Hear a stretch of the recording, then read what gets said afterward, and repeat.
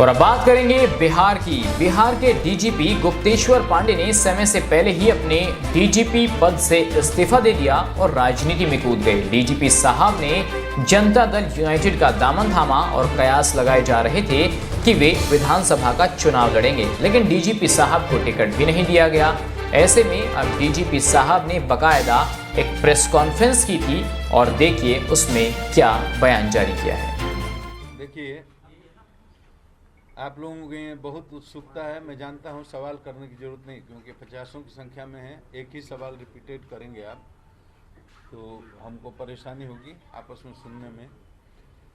आप सबों के मन में ये सवाल है कि मैंने वीआरएस ले करके एक राजनीतिक दल का सदस्य बना, ज्वाइन किया। बिहार के माननीय मुख्यमंत्री श्री नीतीश कुमार ने अपने दल की प्राथमिक सदस्यता हमको दिलाई, तो मैं उस सदस्य की हैसियत से अभी भी जदयू में बना हुआ हूँ, उनके पार्टी का अनुशासित सिपाही हूँ। मेरे वीआरएस लेने और पार्टी की सदस्यता को लेने से उसको सीधे चुनाव से जोड़ करके देखना ठीक नहीं है। चुनाव लड़ने की संभावना थी, मैं हमेशा कहता रहा, चुनाव में लड़ सकता था, किसी कारणवश ये समीकरण नहीं बैठा। राजनीति में बहुत सारी मजबूरियां होती हैं, तो मैं इस बार विधानसभा का चुनाव नहीं लड़ रहा हूं, लेकिन मैं एनडीए के साथ हूं, एनडीए के साथ रहूंगा। और जहां भी पार्टी एनडीए मतलब नीतीश जी का जहां भी आदेश होगा और भाजपा का, मैं दोनों दलों के लिए जहां जरूरत पड़ेगी वहां अपने प्रभाव का, अपने गुडविल का इस्तेमाल करूंगा। प्रचार में जाने की जरूरत होगी तो प्रचार भी करूंगा। अब तो मैं स्वतंत्र हूं और एक राजनीतिक पार्टी का कार्यकर्ता हूं, पॉलिटिकल आदमी हूं, तो पॉलिटिक्स में सबकी भूमिका निर्धारित होती है। अब पार्टी मेरी जिम्मेदारी तय करेगी और जो जिम्मेदारी तय करेगी उसको निष्ठापूर्वक मैं उसको निभाऊंगा। जहाँ तक मेरे बारे में आपकी जिज्ञासा होगी, तो मेरे बारे में एनडीए के लोग सोचेंगे कि क्या करना है। मुझे अपने बारे में कुछ नहीं सोचना है और अपने बारे में कुछ नहीं सोचना। Thank you. सर, क्या लग रहा है महाराष्ट्र की राजनीति का दबाव हुआ जिसकी वजह से आपका टिकट कटा? क्योंकि आप पर आरोप लगा कि आपने महाराष्ट्र पुलिस को, महाराष्ट्र सरकार को बदनाम किया, शायद ये वजह रही। आपको क्या लगता है? पहली बात तो ये वजह तो कुछ भी रही हो, ये बड़े नेताओं के बीच की बात होगी, उसके बारे में मुझे जानकारी नहीं है। लेकिन महाराष्ट्र सुशांत के मौत के प्रकरण में मैंने जो भी किया उसमें मैंने न कोई गलती की, न उसका मुझे कोई अफसोस है। मैंने 4 ही काम किया। जब उसके पिता वहां की इंक्वायरी से संतुष्ट नहीं हुए तो यहां उन्होंने एफआईआर करने की इजाजत मांगी, हमने एफआईआर करवा दिया। और एफआईआर होने के बाद कोई रास्ता नहीं बचता है, जो एफआईआर करता है उसको अनुसंधान करना पड़ता है, तो मैंने अपनी टीम भेज दी। उस टीम के साथ महाराष्ट्र पुलिस ने क्या किया उसको पूरी दुनिया ने देखा, किस तरह हमारे अधिकारियों को हुमिलिएट किया गया। महाराष्ट्र पुलिस को हमने बेइज्जत नहीं किया है। हम तो हमेशा से कहते रहे कि पूरे देश की पुलिस एक है और आपस में एकता और सॉलिडेरिटी दिखाना चाहिए, एक दूसरे का सम्मान करना चाहिए।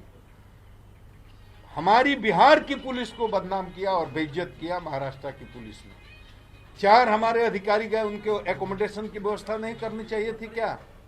अनुसंधान के लिए गए तो उनको वाहन की व्यवस्था नहीं करनी चाहिए थी क्या? उनके साथ बैठ करके इज्जत से बात नहीं करनी चाहिए थी क्या? अनुसंधान उन्होंने क्या किया है उसके बारे में शेयर नहीं करना चाहिए थे क्या? उन्होंने कुछ नहीं किया और पूरी दुनिया ने देखा किस तरह से धक्का मार करके कैदी भान में बैठा करके उनको भगाया गया। उसके बाद भी मैं सोशल मीडिया में जब मुंबई पुलिस के खिलाफ आक्रोश आने लगा तो मैंने खंडन किया। मैंने कहा कि नहीं, ये कुछ न कुछ मिसअंडरस्टैंडिंग है। महाराष्ट्र पुलिस ने हमारे अधिकारियों को बेइज्जत नहीं किया है, लेकिन मुझे लग गया कि बेटर कोऑर्डिनेशन नहीं हो रहा है। छोटे स्तर के पदाधिकारी हैं, इसलिए बेहतर कोऑर्डिनेशन के लिए मैंने एक बड़े अधिकारी को भेजा, एक आईपीएस अफसर को भेजा, चिट्ठी लिख कर भेजा, सूचना दे करके भेजा कि भाई ये जा रहे हैं केस को लीड करने के लिए, आपसे कोऑर्डिनेशन करने के लिए, आप इनको आईपीएस मेस में रहने की जगह दीजिए, इनको वाहन की सुविधा दीजिए। आपने दिया तो कुछ नहीं, आईपीएस मेस तक नहीं दिया। ये पहली बार इतिहास में हुआ होगा कि किसी देश का कोई आईपीएस पदाधिकारी किसी प्रांत में जाए और सरकारी काम से जाए, सूचना दे करके जाए और आग्रह करके जाए और उसको आईपीएस मेस में रहने की व्यवस्था ना की जाए। तो अपनी व्यवस्था से कहीं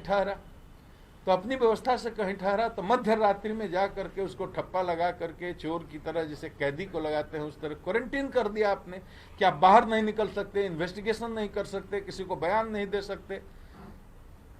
ये कितना ह्यूमिलिएटिंग है। कोई बता दे कि आजादी के बाद आज तक ऐसा हुआ है, कोई बता दे कि किसी आईपीएस अफसर के साथ किसी भी प्रांत में आजादी के बाद ऐसा हुआ है? कहीं नहीं हुआ है। बिहार में भी हर दूसरे दिन दूसरे प्रदेश के पुलिस अधिकारी आते हैं, छोटे छोटे पदाधिकारी आते हैं, हर सुविधा हम लोग देते हैं, गाड़ी की सुविधा देते हैं, वाहन की सुविधा देते हैं, उनके रहने की व्यवस्था करते हैं, जहां छापेमारी करनी होती है उनके लिए बल की व्यवस्था करते हैं, सब करते हैं। एक भी कोई शिकायत करने वाला मिलेगा। और जब मैं डीजीपी था तब नहीं, हमारे पहले की भी डीजीपी थे, उनके टाइम में भी हमेशा बिहार पुलिस ने सहयोग किया है।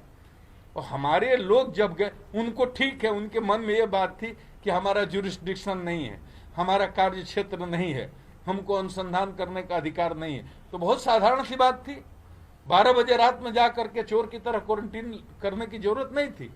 वो तो 2 लाइन की चिट्ठी सुबह 8 बजे उसको दे देते, बुला करके कह देते भाई हम आपको इन्वेस्टिगेशन नहीं करने देंगे, तो हम अपनी टीम को वापस बुला लेते। इसके बाद मैंने डीजीपी साहब से भी बात करने की कोशिश की, एसएमएस किया कि हमारे अधिकारी के साथ गलत हो रहा है। डीजीपी साहब ने बात नहीं किया, एसएमएस का जवाब नहीं दिया। तो मेरे पास और कोई रास्ता था, मीडिया में आने के अलावा मेरे पास कोई रास्ता था। तब मैंने मीडिया में आकर के हंगामा मचाना शुरू किया कि मुंबई पुलिस जो कर रही गलत कर रही है, और तब सुप्रीम कोर्ट ने इसका संज्ञान लिया। लेकिन आपको नहीं लगता है कि आपको ठगा गया? क्योंकि जिस आपने पहले भी कहा कि आप जो कुछ भी बोलते रहे हैं बिहार को लेकर मास्टर पुलिस पे, आपको मुख्यमंत्री जी ने कहा था बोलने के लिए, तो कहीं ना जब आप अकेले में जाके मिलते हैं, पार्टी ज्वाइन करते हैं, वीआरएस लेते हैं, लोगों को उम्मीद थी, आपको भी उम्मीद थी, तभी आप इतना बड़ा स्टेप लिए होंगे। तो आपको लगता है कि कहीं ना कहीं आप ठगे गए? नहीं, हम नहीं ठगे गए हैं। बिहार के मुख्यमंत्री अपने जमान के बड़े पक्के हैं, वो किसी को ठगते नहीं हैं। अब आपको मैं क्यों बताऊं कि उनके हमारे बीच में क्या बात हुई है? ये तो हम लोगों का निजी मामला है ना।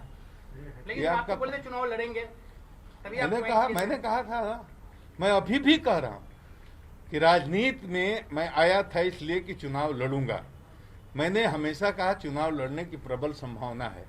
लेकिन दूसरी जो बात कही वो आपने नहीं सुनी, पहली बात पकड़ ली। मैंने भी कहा कि राजनीति के समीकरण ऐसा होते हैं कि कभी कभी आप जिस तरह से चाहते हैं उस तरह से चीजें मूव नहीं करती हैं, उसमें हेर फेर हो जाता है।